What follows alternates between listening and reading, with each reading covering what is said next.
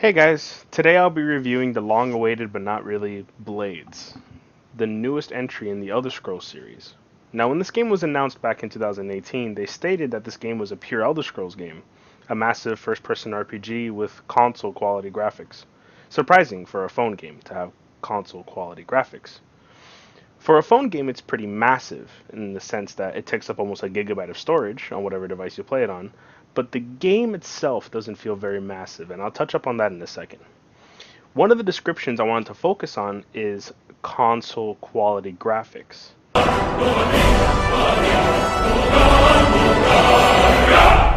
Now, consoles nowadays can reach up to 4K quality. Now, I'm sure that Bethesda didn't expect the game to run on 4K.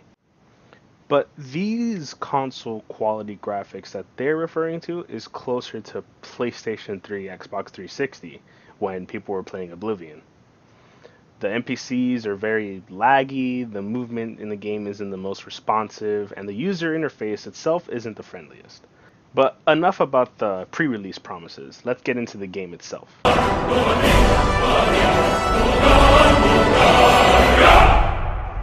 The first couple hours are reasonably fun and have a nostalgic feeling as you wander through the world of the Elder Scrolls. The beginning of the game, spoiler alert, you see your town burned to ruin, and throughout the game's story you attempt to rebuild your town from the bottom up. But then, the game reminds you, it's a mobile game. Blades shares a lot of similarities with a lot of other mobile games. You have to wait for stuff, meaning it takes some time for certain things in the game to be completed, like constructing buildings or opening chests, crafting armor and weapons, etc., etc. And some of these things can take hours, but just like other mobile games, if you would like to speed up the process, there is an option to do so. Just buy gems.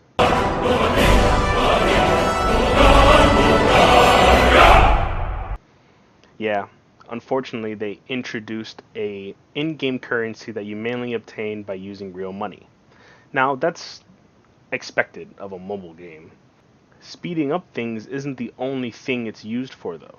You could buy high-tier weapons and high-tier chests, meaning that you could have like some of the best stuff in the game without even being like level 3. Now, this pay-to-win option system that they added isn't fair to the majority of the people playing, but it isn't necessary. You can get the full Elder Scrolls experience without paying a single penny. It was just upsetting to see that Bethesda would include a highly disliked mechanic in their game. Now, the combat.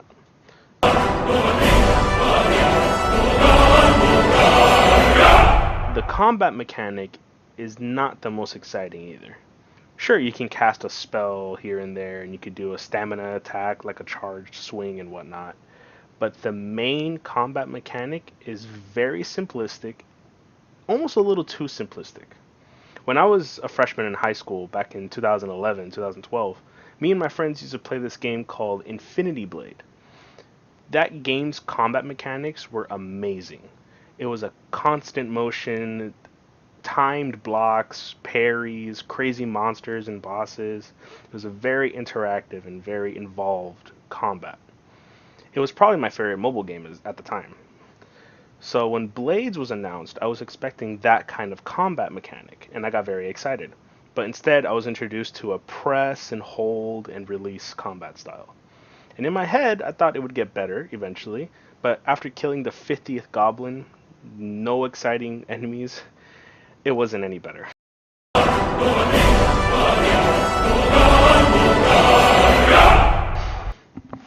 I mentioned earlier that the size of the game didn't feel massive.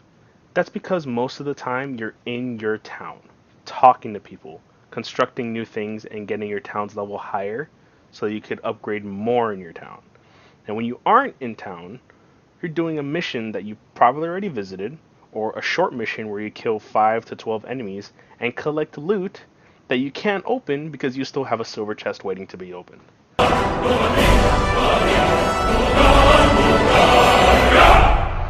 I guess if you're a true Elder Scrolls fan, you've played Oblivion, Skyrim, all the other games, you might find this game entertaining for the story.